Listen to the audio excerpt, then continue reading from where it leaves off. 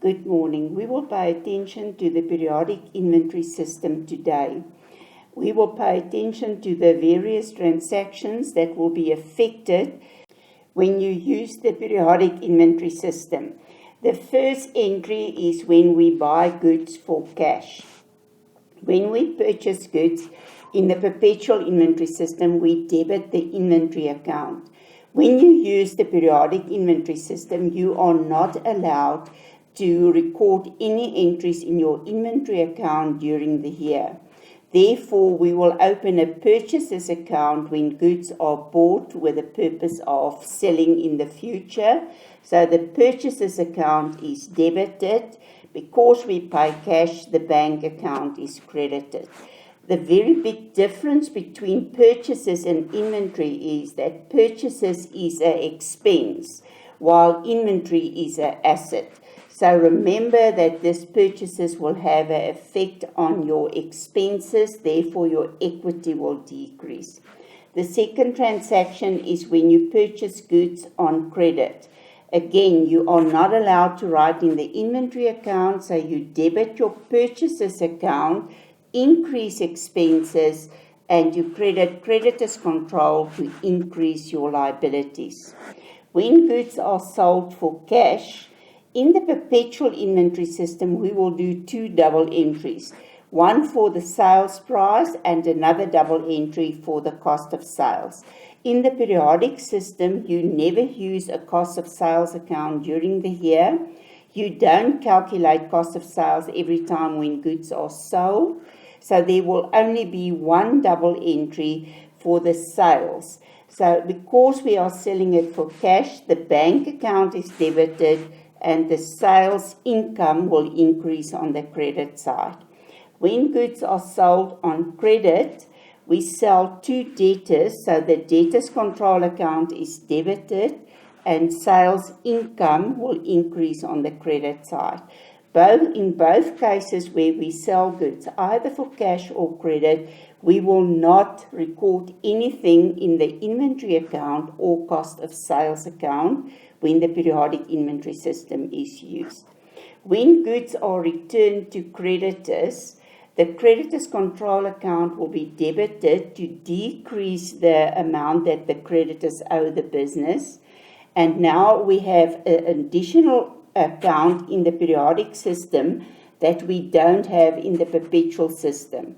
Because we don't use our inventory account, we have to show that the purchases must decrease, and we will decrease the purchases opening a creditors allowances account. So that means creditors allowances will decrease the expense for purchases, and therefore it will increase my equity. Goods returned by debtors. So when we sell goods for cash or on credit, or the debtors return it, in the perpetual inventory system, we will record two double entries, one at sales price and one at cost price. In the periodic inventory system, we don't record anything in cost of sales or inventory. So therefore, I will show that the debtors control account must be credited to decrease the amount owed by debtors, and debtors allowances is debited because we want to show that the sales will decrease as a result of the goods that was returned by the debtors. If inventory is donated, the donation account expense will increase on the debit side. In the perpetual inventory system, we will credit inventory because we reduce our inventory. In the periodic system, we are not allowed to write in the inventory account. So I want to show that the expense for purchases decreases, and therefore I will credit my purchases account. So when I buy goods, I debit the purchases account. When we give some of the goods as a donation, it means that we credit purchases to reduce the expense. Carriage on purchases or import duties that you pay when you buy goods will be recorded in the carriage on purchases account or the import duties account. So we create two expense accounts for the expenses that we pay when we buy goods. and we will credit the bank account to show that the money is taken out of the bank. When the owner takes goods for its own use, you will debit drawings, and again you will debit purchases when we buy goods. When the owner takes it for its own use, it means that we will credit purchases to reduce the expense for purchases. If you take stationery out of the business, for instance, to use in the office, or you take inventory to use for a marketing or a promotion, it means that you will create an expense, debit the expense, and show that the expense for purchases will decrease. What did we learn today?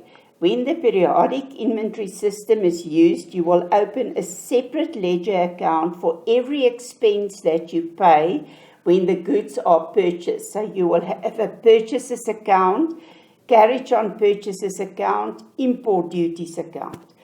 All expenses occurred when we buy the goods to get the goods to in the condition that we want to sell it, or to the location where we want to sell it, will form part of the cost price of the goods.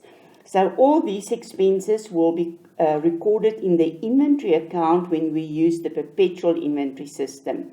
When we use the periodic inventory system, we will open a separate account for purchases, carriage on purchases, import duties. So we create expense accounts for all the expenses that we pay.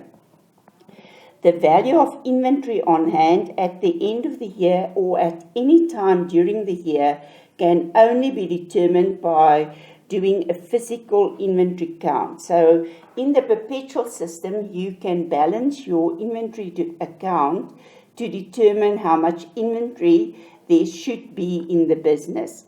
In the periodic system, there's no way to calculate how much inventory is available except if you do an inventory count.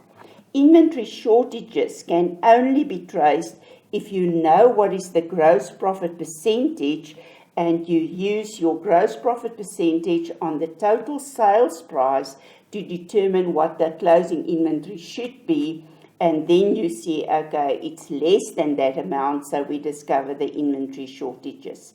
No entry will be recorded for inventory shortages when we use the periodic inventory system, because this will be absorbed in the cost of sales figure, because if the closing inventory is lower, the cost of sales figure will automatically be higher.